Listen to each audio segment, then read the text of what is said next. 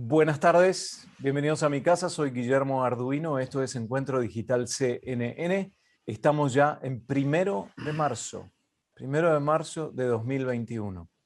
Ya llevamos un año en casa para muchos, aquellos que están en Europa y en Asia aún más tiempo todavía. De hecho, queremos recibir al doctor Ignacio López Goñi, que es catedrático de microbiología de la Universidad de Navarra. ¿Cómo le va, doctor? Muy buenas tardes, noches aquí en España. Muy bien, muchas Perfecto. gracias. Encantado de estar con ustedes. Gracias igualmente. @microbioblog, por si les interesa seguir al doctor en redes sociales, en Twitter particularmente. Doctor, hace unos meses, le voy a decir exactamente cuándo, porque fue en el mes de abril, según mis notas, hablamos, y en ese momento era poco lo que sabíamos, ¿no? Eh, pero usted hacía hincapié en los 10 aspectos positivos de la pandemia hasta ese momento, y uno de ellos es que la ciencia se había dedicado rápidamente a investigar muchísimo sobre el coronavirus. Hoy, casi un año después, podemos decir que la situación ha cambiado sustancialmente, pero la ciencia probablemente sabe mucho más que hace un año, ¿no?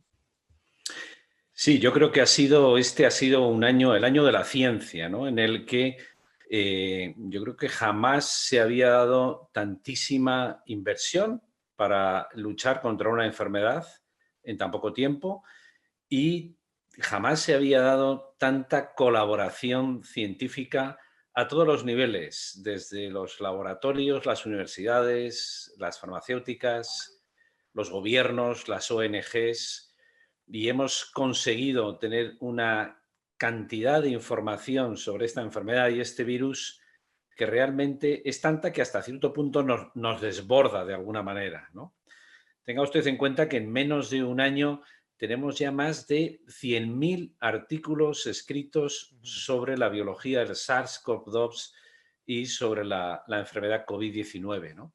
Y cuando uno mira en las bases de datos, puede haber más información sobre este virus que, por ejemplo, y desgraciadamente, sobre la malaria, que es otra enfermedad infecciosa, ¿no?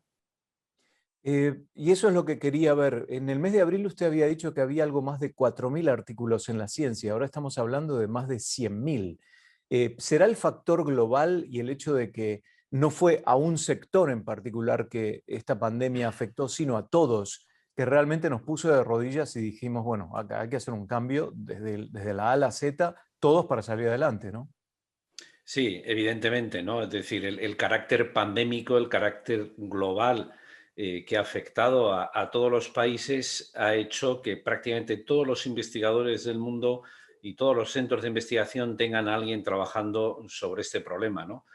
Lo podemos comparar, por ejemplo, con el ébola, ¿no? El ébola también fue un brote epidémico muy importante, pero que, bueno, afectaba a solo una parte de la población mundial y, por lo tanto, no tuvo la misma trascendencia incluso en investigación, ¿no? Antes de pasar a los 10 aspectos y compararlos con lo que vimos en el mes de abril del año pasado, me gustaría preguntarle, doctor, sobre su visión con respecto a lo que en su momento usted calificó de una guerra, porque iba a haber muchas bajas. Y puedo fijarme en vivo en este momento en Johns Hopkins para ver el número. A nivel global, 114 millones de casos. Estados Unidos, India, Brasil, Rusia, Gran Bretaña, liderando Estados Unidos con 28 millones. Fíjese la cantidad de casos, sobre todo con países con alta densidad de población, salvo China, que no está en esta lista ahora. Y la cantidad de muertos a nivel global, 2.500.000, liderando Estados Unidos con más de 500.000. Por supuesto, seguido de Brasil, México, etcétera. Yo decía recién, citándolo a usted, doctor, el año pasado, una guerra con muchas bajas, pero una esperanza de la mano de la ciencia. ¿Continúa ese concepto? Yo creo que sí, yo creo que efectivamente esto es una guerra que vamos a vencer porque todas las pandemias acaban finalizando y yo creo que gracias a la ciencia, al conocimiento y a la cooperación vamos a conseguir acortar los plazos y que el número de bajas en esta guerra sea menor, ¿no?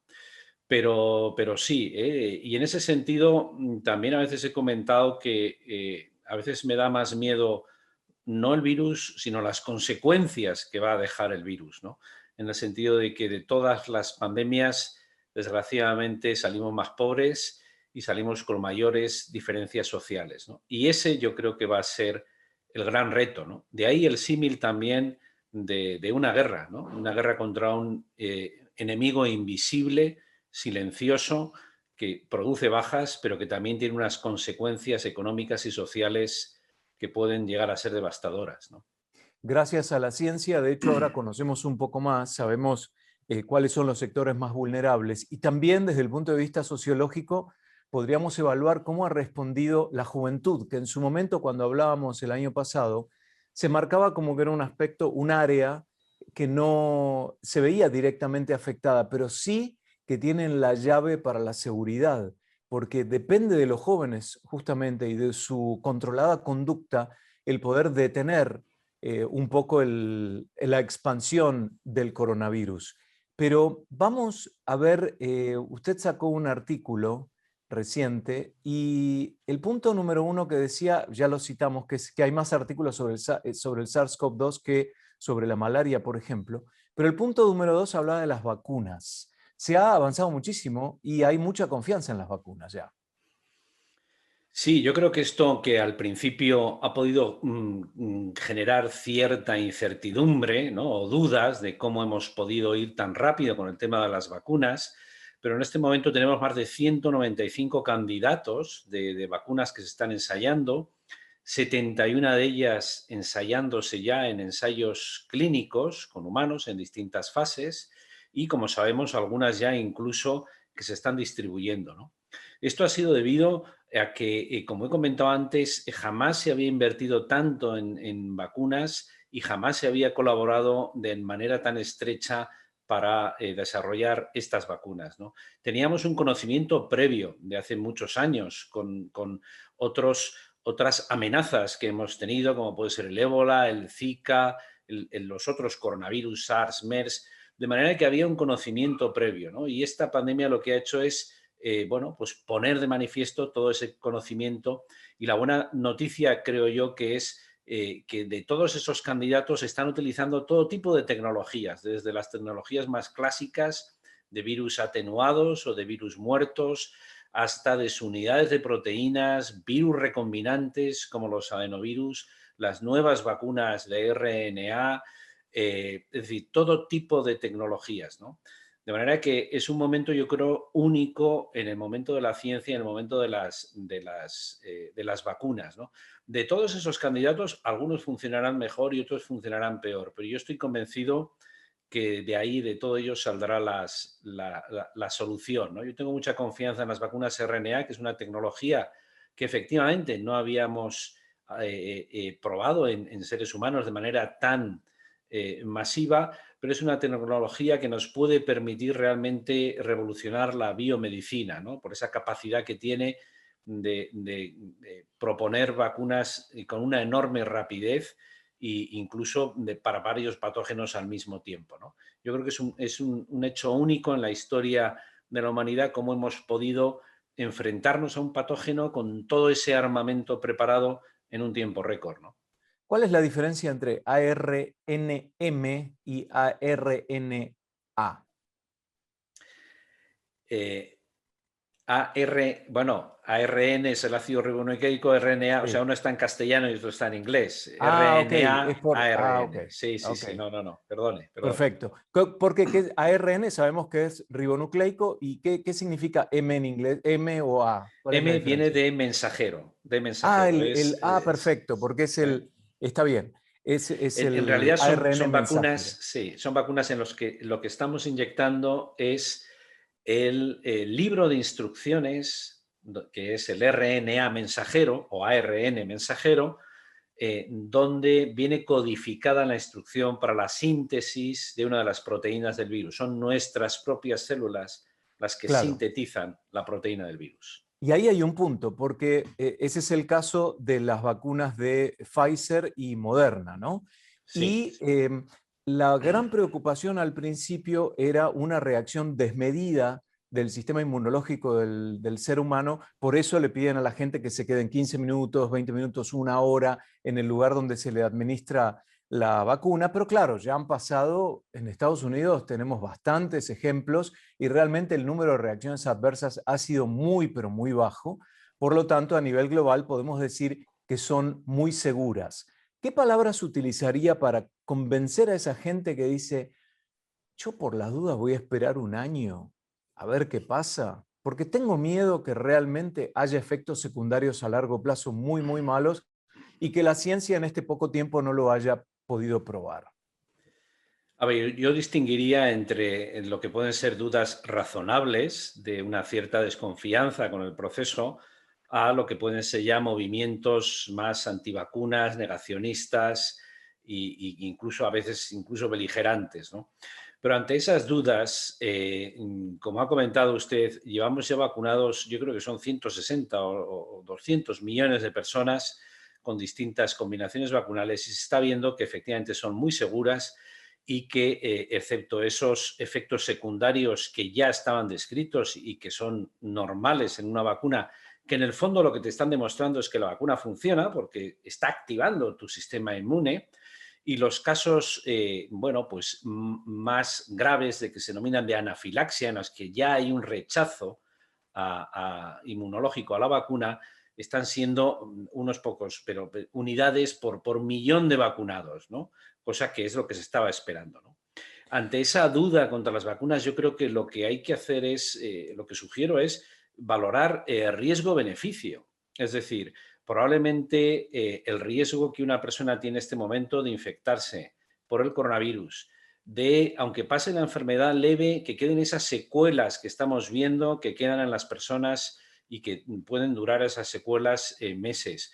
La probabilidad de que tú infectes a otra persona querida, que enfermes, que acabes en el hospital, en una unidad de cuidados intensivos o incluso de que fallezcas por el coronavirus es mucho más alta que esa probabilidad que pueda haber de un efecto secundario. Con lo cual, es un problema de valorar riesgo-beneficio. Y como hemos dicho al principio de esta conversación, son ya varios millones la de muertos que ha habido y que, por lo tanto, yo creo que es cuestión de decidir, oye, ¿qué queremos, no? Probablemente para controlar esta pandemia sea necesario que cada vez haya más personas inmunizadas, que puede ser por una infección natural o puede ser por una vacunación.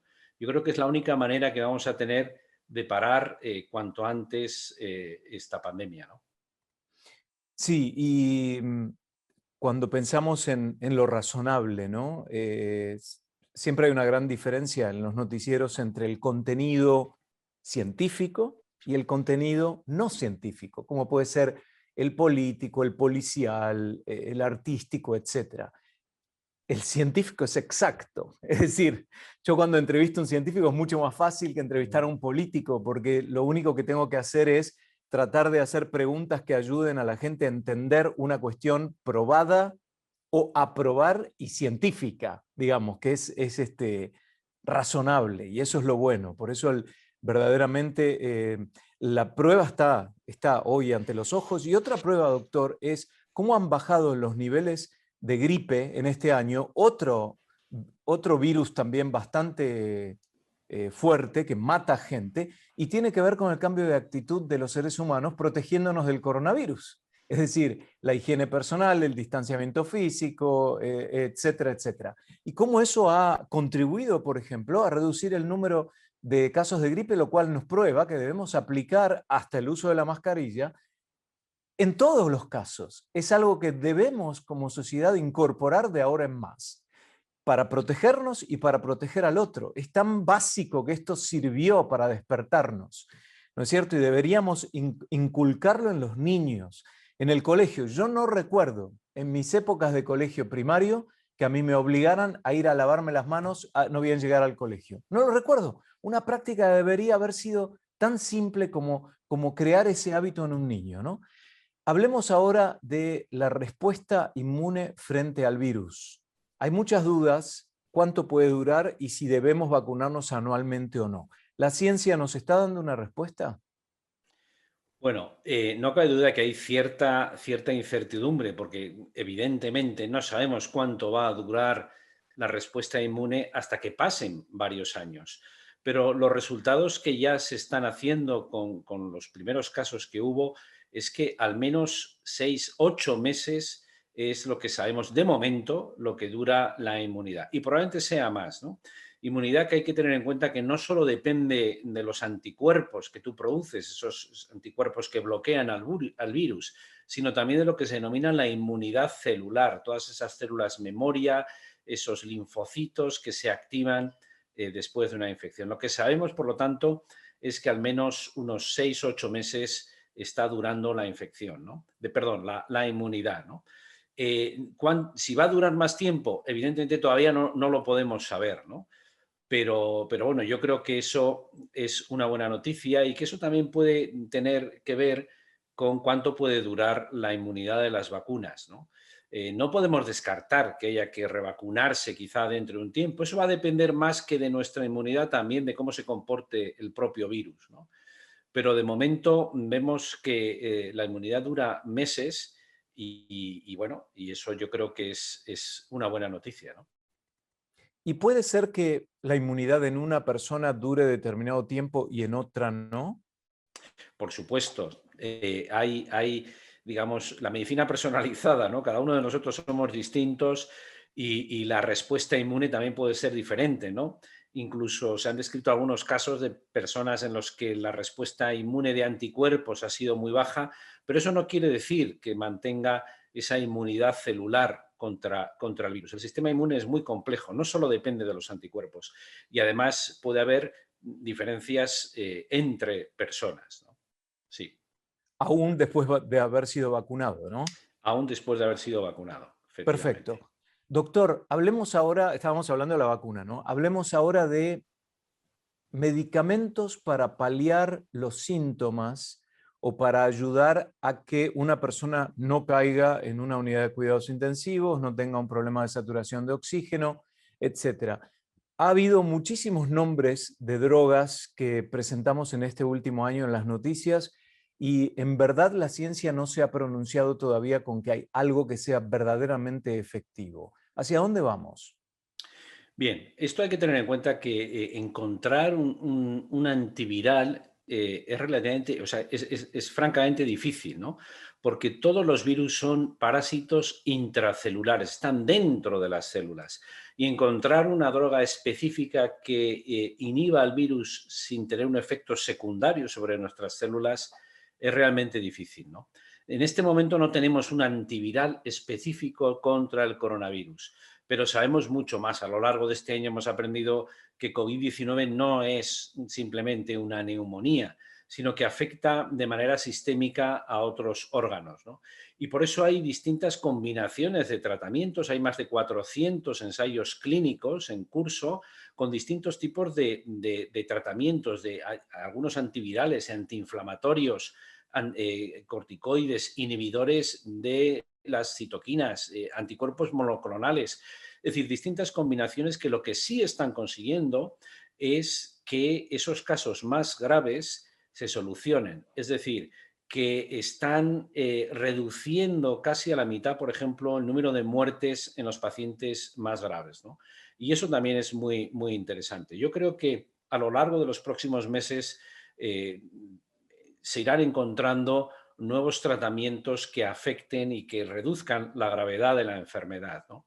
Es verdad que durante este año hemos ido teniendo, bueno, distintas noticias, incluso algunas más o menos sonoras, más o menos populares, de tratamientos que al principio parecían que iban a ser la solución y que no han sido así, ¿no? Y eso también es debido a que para que un tratamiento realmente podamos decir que funciona, son necesarios ensayos clínicos internacionales en los que estás comparando realmente el tratamiento con lo que se denomina el placebo y puedas demostrar científicamente que eso funciona. Y eso lleva su tiempo. Y eso ha explicado por qué a lo largo de este año ha habido algunos tratamientos que al principio se hicieron muy famosos. Pensemos en la famosa hidroxicloroquina y que luego se ha visto que no han tenido tanto efecto beneficioso, ¿no?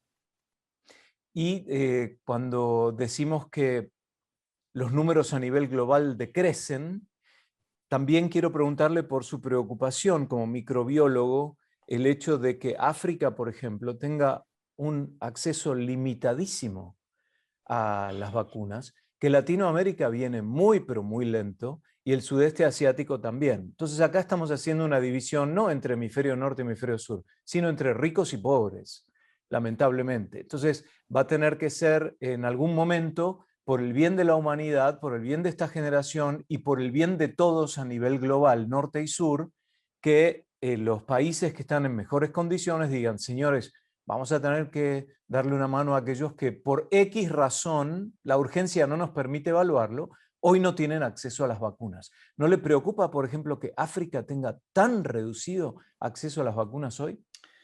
Sí, ese es un problema muy serio, ¿no? Porque tenemos que darnos cuenta que esto es una pandemia global y realmente si queremos solucionar el problema de la pandemia tienen que ser soluciones globales. Porque haya muchas vacunas en unos determinados países, no vamos a solucionar esto si quedan otros países a los que no acceden a las vacunas, ¿no? Y de ahí es necesario, yo creo que urgir a la solidaridad internacional de los países. No puede ser que el 20% de la población mundial tenga acceso a más del 80% de las vacunas, ¿no? Y eso es un problema que los gobiernos van a tener que solucionar. Insisto, porque el virus no tiene fronteras. El Claro. virus no conoce razas, límites ni fronteras de ningún tipo, ¿no?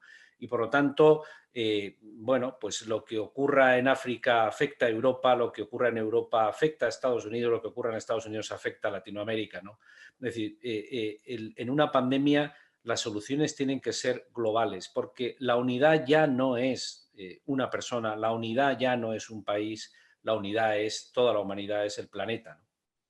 Y a pesar de que el virus no reconoce raza, color, religión, etcétera, probablemente un aspecto socioeconómico está más expuesto por las prácticas que uno debe cumplir para alimentarse día a día. Nosotros tenemos la fortuna de estar en una situación económica un poco más estable, o podemos decir estable, y trabajar en forma remota, pero un taxista no puede trabajar en forma remota y tiene que llevar a su casa todos los días el sustento. Por lo tanto, va a tener que estar expuesto a una mayor posibilidad de contagio que aquel que trabaja en forma remota desde su casa y puede optar en no salir y no exponerse o no exponer a los demás, ¿no? Entonces es Claro. una situación pero muy complicada. Entonces, para resumir, doctor, usted en este momento sí puede decir que es optimista con respecto a este año que hemos atravesado con el coronavirus.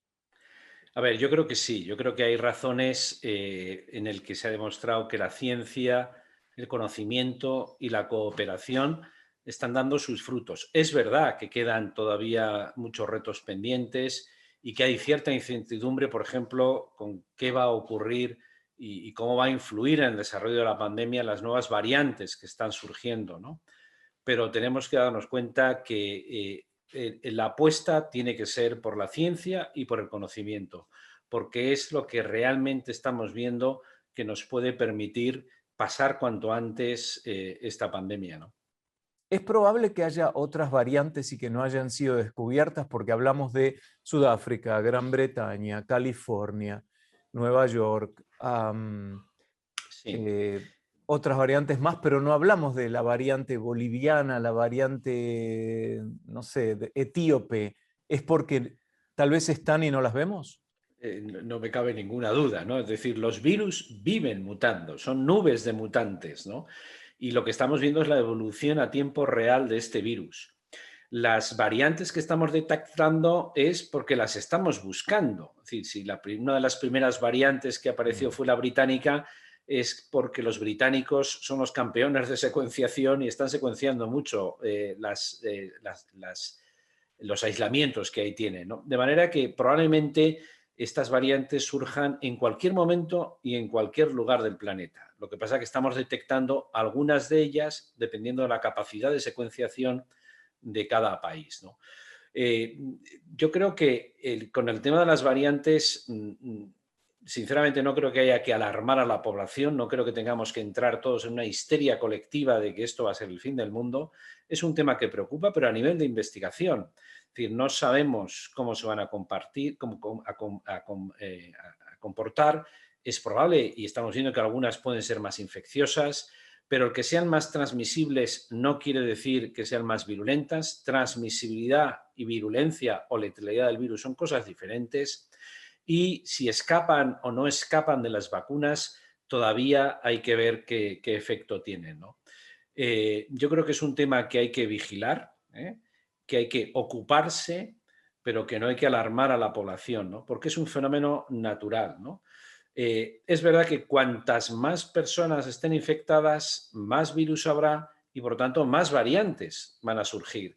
Con lo cual, la única manera que tenemos de parar todo esto es parar la transmisión del virus, con esas Claro. medidas que estamos tomando y con las vacunas. Cuanto Exacto. antes nos inmunicemos, insisto, de forma natural o por las vacunas, antes controlaremos todo esto. El virus es lo suficientemente peligroso y contagioso sin preocuparnos de las variantes para que lo tengamos en cuenta, ¿no? El tema tiempo debe ser fundamental entonces, ¿no? Cuanto antes la gente se vacune, cuanto antes haya una inmunización mayor, se va a detener la posibilidad de que haya otras variantes, a menos que no respondan a la vacuna. Pero hasta el momento los resultados son positivos. Doctor Ignacio López Goñi, de la Universidad de Navarra, catedrático de microbiología, @microbioblog, por si quieren más información. Gracias, doctor. Gracias por su tiempo y sus conceptos. Muchísimas gracias y mucho ánimo a todo el mundo. Ustedes también, gracias por participar. Soy Guillermo Arduino, esto es Encuentro Digital CNN. Hasta la próxima.